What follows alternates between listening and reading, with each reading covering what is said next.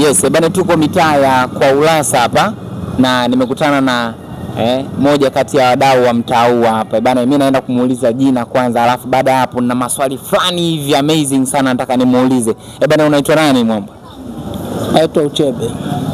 Ni jina moja tu, hahitaji mambo mengi, jina moja tu Uchebe amemaliza. Yaani jina moja tu. Okay poa Uchebe. Bana Uchebe kwanza hongera sana, umependeza sana. Kama kawaida yangu, unajua sina watu wa kudrip wa Nyamwezi. Uchebe nakwambia ni kawaida yake kupendeza. Bana Uchebe mimi samani kwanza, natamani nijue kwanza. Hebu tuanze kwanza na kitu kimoja kimoja. Tuanze juu hapo kwanza. Hapo juu hapo umezingatia kuna kei ngapi hapo juu hapo kofia hiyo? 25,000. Hiyo kofia 25,000. Hatari. Alafu nikiangalia hapa shingoni hapa kuna mabling bling ya hatari sana bana, sijamuona nayo mtu toka nimeanza kutembea. Hapo mzee umezingatia shingapi hapo? Hii sio hela ndefu sana, lakini hata 20,000 inacheza 20-15. Okay, 20-15. Twende hapo kwenye t-shirt. T-shirt 30. 30. Bana hapa naona una saa fulani hivi, lakini pia una nyingine ambayo umevaa huku. Hebu niambie hapo nyama hapa kwenye mikono hapo umetikisa shingapi hapa? Zote mbili ziko haraka haraka. Hapa inagonga kama 40 hivi. 40. Sasa mzee, yani kweli nikiangalia kidogo mwili jinsi ulivyo, lakini ndio jinsi unavyovaa hapo najua tu. Yani mimi bado na kaswali pale yani. Yani kama sio dada mzee, basi kuna mishangazi hapa, mishangazi hapa nini mzee kweli? Namna gani vipi? Nisema ukweli bwana. Mishangazi sio kweli. Wapo, lakini kwa mazingira kama haya mishangazi hapa tunatawaliwa sana na wanafunzi. Viwo ndio viko vingi sana hapa Kigamboni, lakini kwa mishangazi sio sana. Alafu na mimi sio mtu wa mishangazi. Hata mwenye ukiniangalia mimi sifanani na mishangazi. Ndio pigo zao, lakini hizo wakishaona udevu tayari umewamaliza kabisa. Sawa, inawezekana labda wakavutiwa na mimi, lakini mimi sio, yani wa mshangazi sio pigo zangu. Ndio twende sasa, ni mara pap kuna mshangazi huyo umekuja hujaongea vizuri 50, hujakaa vizuri mara laki. Si yenyewe vipi mzee kweli wewe kiwewe yani hapo unaachia kweli?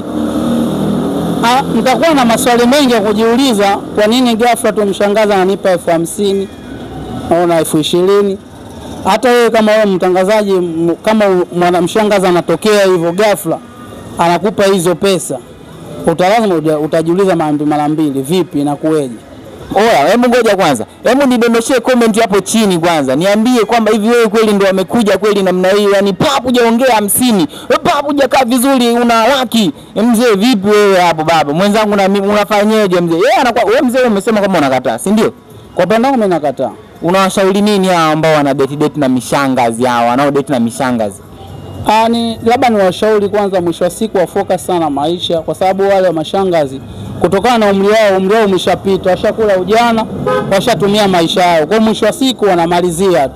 Lakini wewe ukiwa bado una umri mdogo, ni mtu ambaye umri wangu umefikia hatua muda kujitafuta.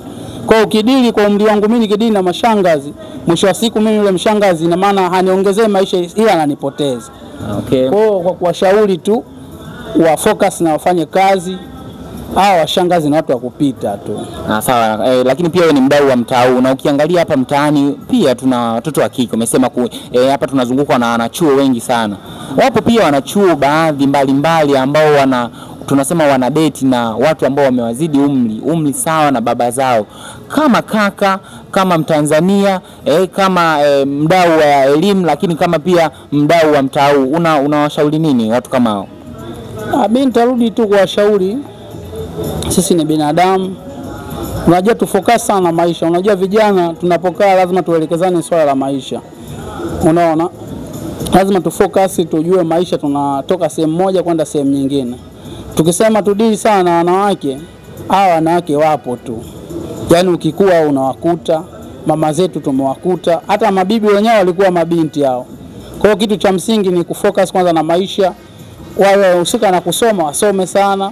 Na sisi ambao tushakaa mtaani hivi tunajua hustling za mtaani, tunapambana sana. Hivyo tu. Umesema saluni yako inaitwaje? Inaitwa Uchebe the Barber Shop. Bane, kwa unyama mwingi sana wa kupendeza. Yaani ukitaka kupendeza kwenye pande za kichwani, kuzingatia engo, yaani swala zima la kuzingatia engo, hakikisha unafika Uchebe the Barber Shop. Bane, saluni moja ambayo ni unapendeza kwa bei nafuu. Simple sana. Bane, umetisha sana. Bane, Uchebe umetisha sana damu yangu.